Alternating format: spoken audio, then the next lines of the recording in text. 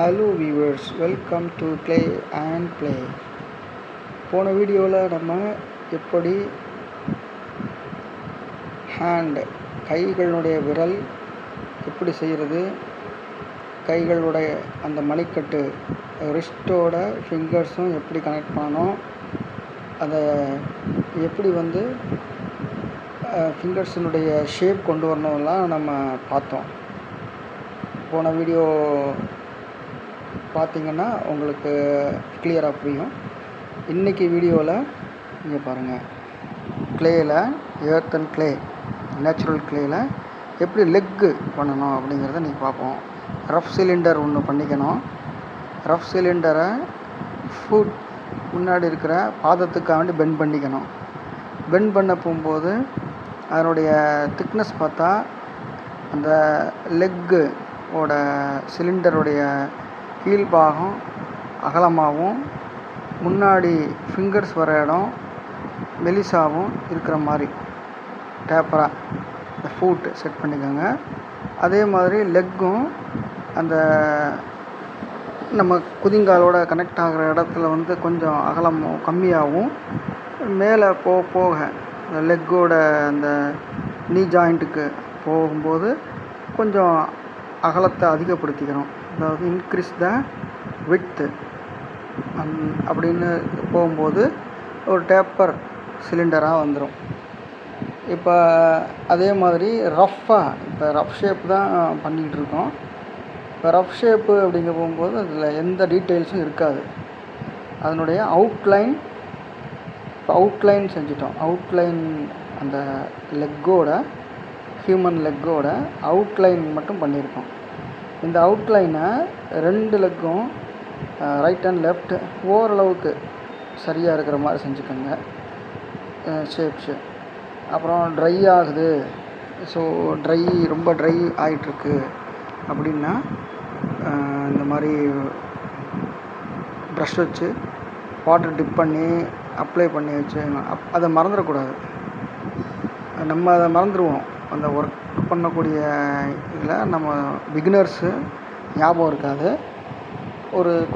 கொஞ்சம் ட்ரை ஆகுதுங்க போகும்போது உங்களுக்கு அந்த எலிமெண்ட்ஸ்லாம் பண்ணும்போது கொஞ்சம் டிஃபிகல்ட்டியாக இருக்குது, ஒரு மாதிரி கிராக் வர மாதிரி இருக்குதுன்னா வாட்டர் லைட்டாக ப்ரஷ்ஷில் அப்ளை பண்ணிவிட்டு திரும்ப ஒர்க் பண்ண ஆரம்பிக்கும் போது கரெக்டாக உங்களுக்கு ஷேப் வரும்.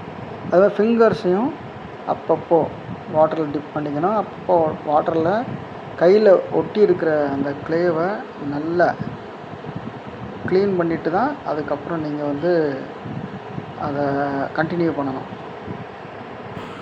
வாட்டர் கையில் இருந்தால் தான் நம்ம ஃபிங்கர்ஸில் வாட்டர் இருந்தால் தான் உங்களுக்கு கேட்ச் பண்ணாது. இல்லைனா அந்த களிமண் கிளே உங்கள் ஃபிங்கர்ஸை கேட்ச் பண்ணிக்கிட்டே இருக்கும், உங்களுக்கு டிஸ்டர்பாக இருக்கும். இல்லை உங்கள் கையில் ஃபிங்கர்ஸில் களிமண் காஞ்சிருக்கும். இப்போ காஞ்ச களிமண்ணோடையே நீங்கள் பண்ண போகும்போது உங்களுக்கு என்ன ஆகுனாக்கா அதில் ஸ்க்ராச்சஸ் வரும் நீங்கள் பண்ணுற அந்த மாடலில். அப்புறம் உங்களுக்கு டிஸ்டர்பாக இருக்கும். இப்போது அதாவது நம்மளோட கட்டை விரல் இருக்கிற பக்கத்தில் ஹைட்டாகவும், நம்மளோட லிட்டில் ஃபிங்கர் அதாவது கடைசி விரல் சிறுவிரல் பக்கம் உயரம் கம்மியாகும், டேப்பராக செஞ்சுக்கணும். இப்போ லெஃப்ட் லெக்கை பாருங்களேன், ரைட் லெக்கை ஹைட்டாக இருக்கா, ஃபிங்கர் வச்சுருக்கேன் பாருங்கள், அந்த இடத்துல ஹைட் அதிகமாகும். இப்போ நான் அதை குறைக்கிற இடம் லிட்டில் ஃபிங்கர் இருக்கிற இடமாகும். அதுக்கு ஆப்போசிட்டு இதில் ரைட் சைடில் ஹைட் அதிகமாகவும் லெஃப்டில் குறைக்கணும். இந்த மாதிரி வாட்டரில் டிப் பண்ணி ப்ரெஸ் பண்ணி அப்படியே பாலிஷ் பண்ணிங்கன்னா, அழுத்தி பாலிஷ் பண்ணிங்கன்னா டிப்னஸ் குறையும். இதுக்கு கிளே டூல் வச்சு பண்ணணும்னு இல்லை, நான் ஒவ்வொரு வீடியோலையும் சொல்கிறேன். கிளே டூல் எடுக்கிறதுங்கிறது தவிர்க்க முடியாத சூழ்நிலையில் தான் கிளே டூல் எடுத்து ஒர்க் பண்ணணும். நம்ம ஃபிங்கர்ஸ் தான் பெஸ்ட்டு கிளே டூல். அதை மைண்டில் நல்ல பதிவு வச்சுக்கோங்க. வேறு வழி இல்லை. ஃபைனாக டீட்டெயில் கொடுக்கணுன்னா மட்டும்தான் நம்ம கிளே டூல்ஸ் எடுத்து ஒர்க் பண்ணணும். ஓகே வியூவர்ஸ், நெக்ஸ்ட்டு இப்போ ஃபிங்கர்ஸ்லேயே நம்ம லெக்கில் வந்து எப்படின்னா ரவுண்டாக இருக்காது. லெக் எடுத்துக்கிட்டோம்னா அதனுடைய அந்த மணிக்கட்டு நம்ம காலோட கணுக்கால் சேர்கிற இடத்துலேருந்து கணுக்கால்லேருந்து கீழே நம்ம ஃபுட் சேர்கிற இடம் வரைக்கும் அந்த டிஸ்டன்ஸ் வந்து மேலே முட்டிக்கால்லேருந்து கணுக்கால் வரைக்கும் சேர்கிறது வந்து ஒரு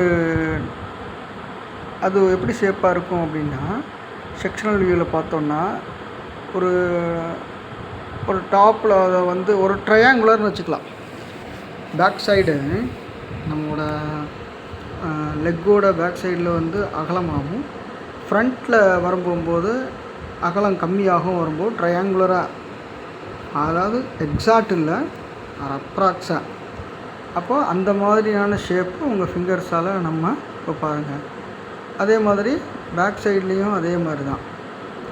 இப்போ நமக்கு அந்த காலில் உள்ள கணுக்காலில் உள்ள எலும்புகள் வந்து லெஃப்ட்டு அண்ட் ரைட்டில் கொஞ்சம் லேசாக, எவ்வளவு தான் ஃபேட் மேனாக இருந்தாலும் அந்த இடத்துல வந்து கொஞ்சம் எலும்புகள் வந்து கொஞ்சம் விசிபிளாக, லைட்டாக விசிபிளாக இருக்கும்.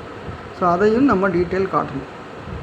முடிஞ்ச அளவுக்கு நம்மளோட ஃபிங்கர்ஸ்லேயே டீட்டெயில்ஸை காட்டிட்டு அதுக்கப்புறமா டூல் எடுத்து எங்கே நம்மளால் ஃபிங்கர்ஸ் எல்லா இடத்துலையும் ஒர்க் பண்ண முடியும். நேரோ பார்ட் இருக்குது, சில இடங்களில் ரொம்ப நேரோவாக இருக்கும், க்ரூவ்ஸ் இருக்குது, ஸ்லாட்டு, க்ரூவ், இந்த மாதிரி இதுகள்லாம் அந்த மாதிரி இப்போ டூல் யூஸ் பண்ணணும்.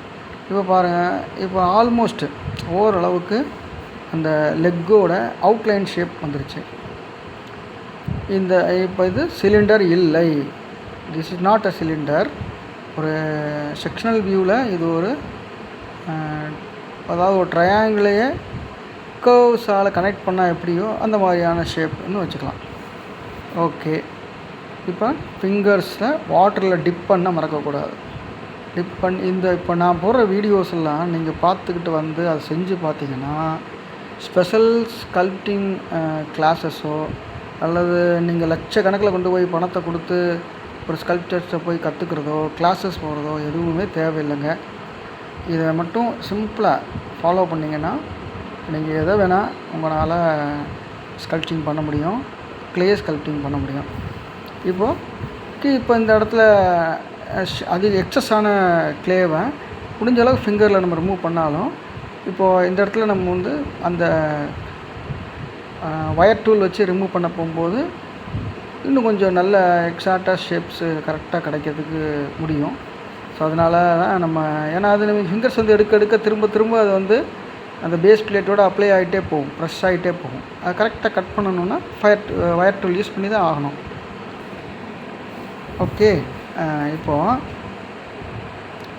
மேக்ஸிமம் நம்ம வந்து நம்மளோட இம்பார்ட்டண்ட்டான ஒரு விஷயம் இருக்குது. என்னென்னா, இப்போ நீங்கள் ஒரு லெக்கு பண்ணிட்ட பிற்பாடு அதை நிறுத்திட்டு அந்த ஒர்க்கை அப்படியே கண்டினியூ பண்ணிக்கிட்டே போய் முழுக்க கொண்டு போய் முடிக்காதீங்க. அப்படி முடிக்காமல் ஒரு 5 or 10 மினிட்ஸ் கழித்து எந்திரிச்சு கொஞ்சம் தூரம் நகர்ந்து போய் பாருங்கள்.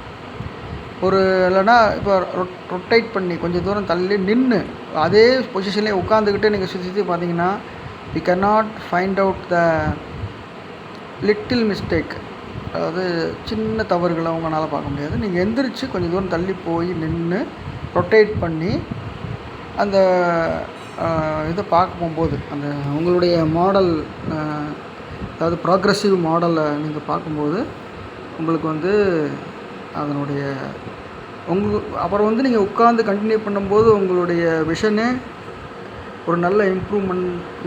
போன தடவை உட்காந்து சிட்டிங்கை விட இப்போ நீங்கள் எந்திரிச்சு பார்த்துட்டு வந்து உட்காந்து திரும்ப கண்டினியூ பண்ணுற உங்களுடைய அந்த எடுக்கக்கூடிய வேலையினுடைய பார்வை வந்து இன்னும் தரமாக இருக்கும். இப்போ இன்னும் நீங்கள் டீட்டெயில்ஸு கரெக்டாக கொடுப்பீங்க, அதனுடைய தரம் அதிகமாக இருக்கும். ஸோ இந்த மாதிரி தான் ஒரு ஸ்கல்ப்சர்ஸ்க்கு அது ரொம்ப முக்கியங்க. ஒர்க் பண்ணிக்கிட்டே போய் கடைசியில் வந்து அதை சுற்றி வந்து பார்த்து இன்னும் கொஞ்சம் நல்லா பண்ணியிருக்கலாம், இப்படி இந்த இடத்துல கொண்டாந்துருக்கலாம், அந்த மாதிரிலாம் யோசிக்கிறது ஒரு நல்ல ஸ்கல்ப்டராக ஆகிறவங்களுக்கு ஒரு அழகு கிடையாது அது. ஸோ அப்பப்போ நம்ம வந்து எந்திரிச்சு போய் சுற்றி வந்து பார்க்கணும். எப்படி ஒரு மாணவனுடைய சப்ஜெக்டில் மார்க் எடுக்கிறத நம்ம வந்து அப்பப்போ அனலிட்டிக் பண்ணி அவனை வந்து நம்ம வாட்ச் பண்ணுறோமோ தூரத்துலேருந்து, அது மாதிரி தான் இதுவும் கலையும் அதுதான். அனைத்து கலைகளுமே அது மாதிரி தான். ஸோ அது ரொம்ப இம்பார்ட்டண்ட்டு. இப்போ அந்த க்ளே வந்து நீங்கள் வந்து இப்போது சப்போஸ் எக்ஸஸ் க்ளே ஏதாவது பக்கத்தில் இருக்குது அப்படின்னா, அந்த எக்ஸஸ் க்ளேவை எடுத்து ஈரத்துணி சுற்றி பிளாஸ்டிக் டப்பாவில் போட்டுருங்க. நல்லா ஈரமாக நல்ல வெட்டாக்க மாதிரி. ஓகே, இப்போ இங்கே பாருங்கள், இந்த கட்டு கொடுத்துருக்கேன் பார்த்தீங்களா? ஃபிங்கர்ஸ்க்கு தனித்தனியாக பண்ணி அட்டாச் பண்ணோம். ஆனால் காலுக்கு கட் தான் கொடுத்துருக்கோம். ஏன் கொடுத்துருக்கோம் சொல்லுங்கள்? ஏன் அப்படின்னாக்கா, ஃபிங்கர்ஸ் மேக்ஸிமம் வந்து நம்ம அசைக்க போகிறதில்ல, எந்த பொருளையும் எடுக்க போகிறதில்ல, அதில் எதுவும் நம்ம அசைவுகள் அதிகமாக இல்லைங்கிற காரணத்தினால நம்ம அந்த ஸ்கேல் டூல் வச்சு கட் பண்ணி விட்டுருக்கோம். ஓகேவா? இப்போ நமக்கு சாதாரணமாக கட் பண்ணோடனே எட்ஜஸ் ஷார்ப்பாக இருக்குது. அதை வந்து பிளெண்ட் பண்ணுறதுக்கு இந்த வயர் டூலை வாட்டரில் டிப் பண்ணி அந்த எட்ஜஸை மட்டும் பிளெண்ட் பண்ணுங்கள். எட்ஜஸை மட்டும் பிளெண்ட் பண்ணால் போதும். தெரியுதுங்களா? எட்ஜஸை மட்டும் பிளெண்ட் பண்ணி விட்டுட்டிங்கனாலே அதனுடைய ரவுண்டு ஷேப் வந்து நமக்கு, அதாவது ரவுண்டு இல்லை, அதனுடைய ஃபிங்கர்ஸுடைய ஷேப் நமக்கு கரெக்டாக தெரிய வர ஆரம்பிச்சிடும். ஸோ இது இப்போ உங்களுக்கு நான் சொன்னது புரிஞ்சிருக்கும்னு நம்புகிறேன். ஸோ ஃபஸ்ட்டு வந்து ஸ்கேல் எடுத்து அந்த டிப் பண்ணிக்கணும். வாட்டரில் டிப் பண்ணிவிட்டு அந்த க்ரூவ்ஸை வந்து உருவாக்கிக்கணும். அதுக்கப்புறமா அந்த க்ரூவ்ஸை வந்து உருவாக்க போகும்போது ஃபஸ்ட்டு ஒரு அவுட்லைன் ஒன்று போட்டுக்கோங்க. அதாவது இந்த லிட்டில் ஃபிங்கர்லேருந்து பெரிய ஃபிங்கர்ஸ் வரைக்கும் எவ்வளோ தூரம் உள்ளே இருக்கணும் அப்படிங்கிறத ஃபஸ்ட்டு ஒரு ஆர்க் மாதிரி ஒரு மார்க்கிங் பண்ணிவிட்டு அதுக்கப்புறம் நீங்கள் ஃபிங்கர்ஸை கட் பண்ணுங்கள். இப்போது வயர் டூலை வச்சு நீங்கள் க்ளீனாக அதனுடைய ஷார்ப் எட்ஜஸ் சரி பண்ணிவிட்டு அப்புறம் இந்த மேலே இந்த வயர் ப்ரஷஸ் வச்சு க்ளீனாக வாட்டரை டிப் பண்ணி பாலிஷ் பண்ணுங்கள். அப்படி பாலிஷ் பண்ண போகும்போது கரெக்டான ஷேப் வர்றதை உங்களால் ஃபீல் பண்ண முடியும். வீவர்ஸ், நீங்கள் சப்போஸ் இதை வந்து ஒரு கிறிஸ்டியனுடைய பாதம் மாதிரி செட் பண்ணணுன்னாலும் ஓகே, அல்லது அது நடந்து வர்ற மாதிரியான போஸ்டில் வைக்கணுன்னாலும் எதுனாலும் முதல்ல இந்த மாதிரி 2 ஃபிங்கரையும் கரெக்டாக இந்த மாதிரி செஞ்சுக்கோங்க. செஞ்சு அதுக்கப்புறம் நீங்கள் வந்து அதை மாற்றிக்கோங்க. தொடர்ந்து ப்ராக்டிஸ் பண்ணுங்கள். ஃபுல் வீடியோ பாருங்கள், ஷேர் பண்ணுங்கள், சப்ஸ்கிரைப் பண்ணுங்கள். தேங்க்யூ ஃபார் வாட்சிங். நீங்கள் ப்ராக்டிஸ் பண்ணால் மட்டும்தான் உங்களால் அதனுடைய எக்ஸ்பீரியன்ஸை ஃபீல் பண்ண முடியும். ஓகே, ஸோ ப்ராக்டிஸ் பண்ணுங்கள். வீடியோவை டவுட் இருந்ததுன்னா வீடியோ திரும்பவும் ரிவைண்ட் பண்ணி கூட பார்த்து, திரும்பவும் பேக் போயிட்டு பார்த்து கூட நீங்கள் திரும்பவும் அதை ஒர்க் பண்ணுங்கள். தேங்க்யூ ஃபார் வாட்சிங்.